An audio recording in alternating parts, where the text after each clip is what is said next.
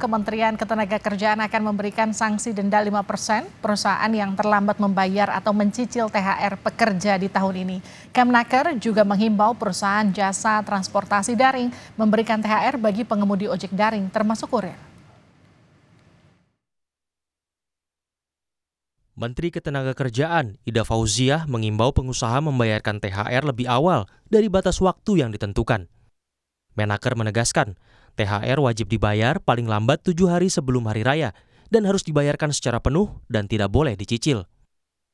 Kementerian Ketenagakerjaan juga kembali membuka posko THR untuk menampung pengaduan soal THR. THR keagamaan ini wajib dibayarkan paling lambat 7 hari sebelum hari raya keagamaan. THR keagamaan ini harus dibayar penuh, tidak boleh dicicil. Sekali lagi saya pertegas kembali bahwa THR harus dibayar penuh dan tidak boleh dicicil. Sekali lagi saya menghimbau kepada perusahaan agar membayar THR lebih awal sebelum jatuh tempo kewajiban pembayaran THR keagamaan. Besaran THR bagi pekerja dengan masa kerja 12 bulan atau lebih, THR diberikan sebesar 1 bulan upah. Sedangkan pekerja dengan masa kerja 1 bulan tetapi kurang dari 12 bulan, besaran THR diberikan secara proporsional atau dengan hitungan jumlah bulan kerja dibagi 12 dikalikan jumlah gaji yang diterima.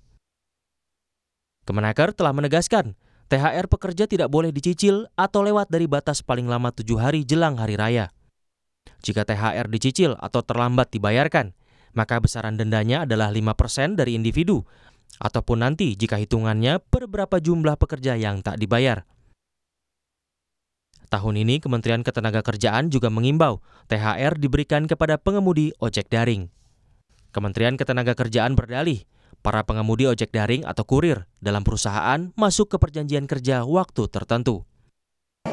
Ojek online termasuk yang kami himbau untuk dibayarkan karena masuk dalam, walaupun hubungan kerjanya adalah kemitraan, tapi masuk dalam kategori pekerja waktu tidak tentu.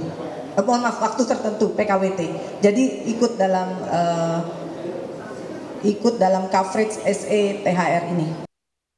Lembaga Bantuan Hukum atau LBH Jakarta menilai akan ditemukan kendala terkait hitung-hitungan besaran THR karena tidak ada standar gaji pokok yang diberikan bagi kurir dan pengemudi ojek daring.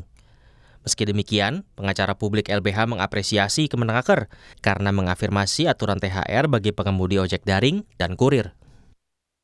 Di frasanya memang THR, cuman dipadankan dia sebagai PKWT, artinya pegawai kontrak kayak gitu. Jadi hitungannya sama gitu.